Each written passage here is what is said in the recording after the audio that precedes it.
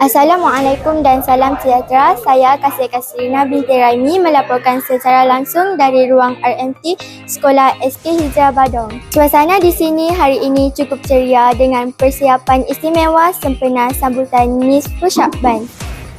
Kemuncaknya pada hari esok, semua murid dan guru bakal disajikan dengan hidangan istimewa iaitu kari daging dan daging masak hitam. Semula menu ini kini sedang diuruskan sepenuhnya oleh pihak PIBG sekolah kita.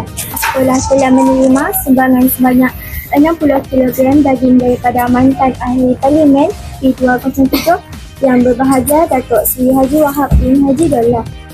Lihatlah jelas terpancar kegembiraan pada wajah mereka. Ia bukan sekadar pembelian daging semata-mata tetapi lambang kebersamaan kita.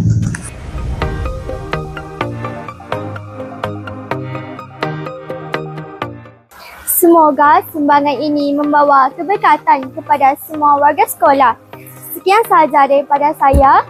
Terima kasih kerana bersama kami. Assalamualaikum.